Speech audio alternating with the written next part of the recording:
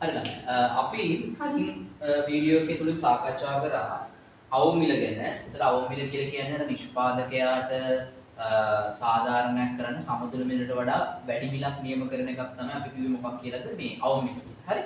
එතකොට ඔයාලා මම එදා මේ වීඩියෝ එක තුලින් කිව්වා අවම මිලේ තිබ්බ අවුල තමයි අවම මිලේදී අර නිෂ්පාදකයා සපයන ප්‍රමාණයම පාරිභෝගික මිලදී ගන්න නැති ඉන්න භාණ්ඩ තෝගයක් වෙළඳපොළ තුල ඉතුරු වෙනවා.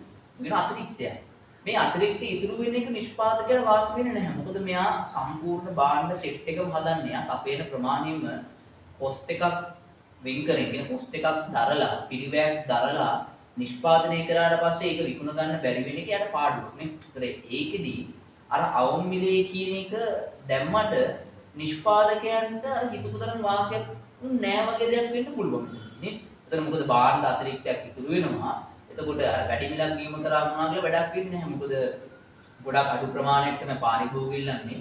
ඒතර ලොකු ප්‍රමාණයක් සැපියුවට ලොකු ප්‍රමාණයක් එතකොට අධික සැපියුමක් වෙළඳපොළ තුල ඉතුරු වෙනවා. එතකොට රජය මෙන්න මේ දේවල් ගැන හිතලා මේ සහතික මිල ප්‍රතිපත්තිය කියන එක හරි සහතික මිල ප්‍රතිපත්තිය කියන එක දානවා. හරිද? ඒ කියන්නේ දැන් සාමාන්‍යයෙන් අර අවම මිලේදී කරන්නේ අවම මිල නියම කරන එකනේ. හැබැයි ඒකෙන් ඇතිවන මේ අධිසැපයුම හරි මේ අධිසැපයුම කළමනාකරණය කරන්නේ කොහොමද? හරි මේ අධිසැපයුම කළමනාකරණය කරන විදිය.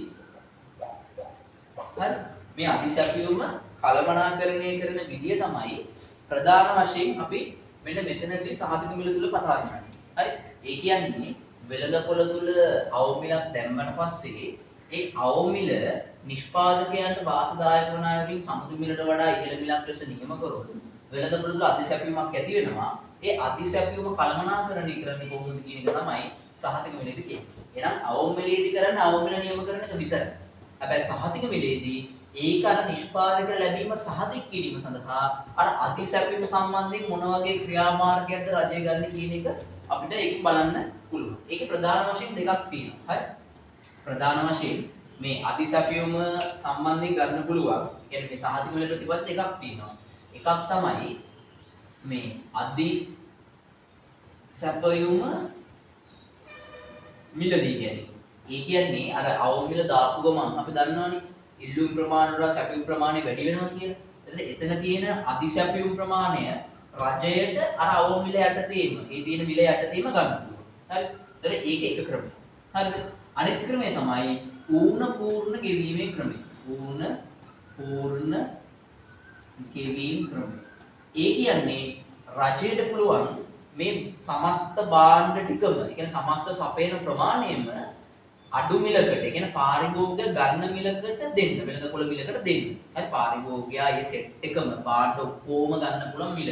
හරි ඒක රූපසනාංගනේ ගාන මම දෙන්නම්. හරි ඒ මිලට දෙන්න.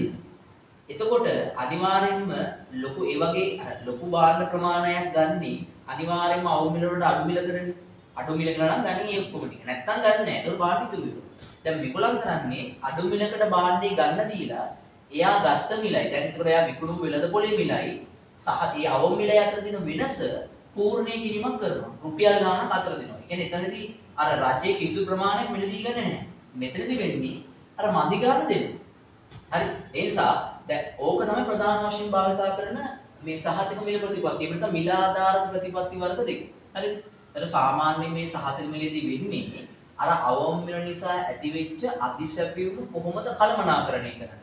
එහෙනම් ඔයාගේ ප්‍රශ්නයක් ඇහුවොත් මේ සහතික මිල ප්‍රතිපත්තියයි අවම මිල ප්‍රතිපත්තියයි අතර වෙනස මොකක්ද කියලා? අවම මිල ප්‍රතිපත්තියේදී කරන්නේ නිෂ්පාදකයාට අර තියෙන වෙළඳපොළ මිල අසාධාරණයයි හෝ අවාසිදායකයයි හිතලා ඒ මිලට වඩා වැඩි මිලක් නියම කිරීම. එච්චරයි. හරි. ඒ මිලට වඩා වැඩි මිලක් වෙළඳපොළ තුල අවම මිල ලෙස නියම කිරීම තමයි දෙන්නේ කරන්නේ. ඒක එච්චරයි. ඉතින් එහාට මොකුත් කරන්නේ නැහැ. හැබැයි සහතික මිල ප්‍රතිපත්තියේදී ඒ අවම මිල නිසා ඒ ඇති වෙන අතිරික්ත සැපයුමට අධිසැපයුමට මොන වගේ දෙයක්ද කරන්න කියන එක රජයේ සහතික මිල ප්‍රතිපත්තිය හරහා හෝ නැත්නම් අපි ඒකට කියන මිල ආධාර ප්‍රතිපත්තිය මගින් පෙන්වනවා. කොහොමද ඒක පෙන්වන්නේ?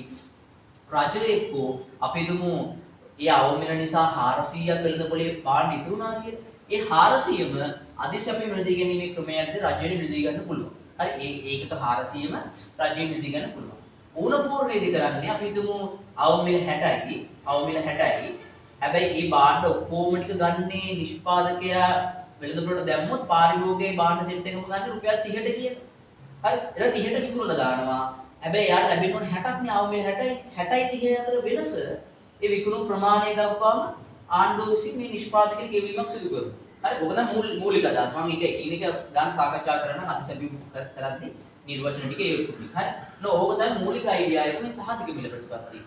හරිනේ. එතකොට මේකේ ගාන්න අර අධිශාපීම කළමනාකරණය කරලා නිෂ්පාදකයන් පුළුවන් වෙනවා ඒ අදාළ කරන මිල රජයේ නියම කරු මිල යටතේම එයාට අවසාන වශයෙන් එයා වෙළඳපොළට දාපු භාණ්ඩ ටික ඔක්කොම විකුණ ගන්න පුළුවන් වෙනවා අවසාන වශයෙන්. ඒක රජයේ සමානකට ගන්න පුළුවන් සමානකට පාරිභෝගික ඔක්කොම අර රජයේ මදි ගන්න ගවන්න ඒ වගේ කැමති විදියකට කොහොම හරි කමක් නැහැ මෙතනදී ප්‍රධාන වශයෙන් ඔක්කොම ටික අර අතිරික්තයක් ඉතුරු වෙන්නේ නැති විදියට ඔක්කොම ටික වෙළඳපොළ තුලින් අලෙවි කරගන්න පුළුවන් වෙනවා මෙතන. ඕක තමයි මේ සහතික මිල ප්‍රතිපත්තිය එහෙම නැත්නම් මේකට තව නමක් කියන්න පුළුවන් මේ මිල ආධාරක. කියන්නේ අර අවම මිලට ආධාරකයක්. මිල ආධාර ප්‍රතිපත්තිය කියලා කියන්නත් පුළුවන්. හරි.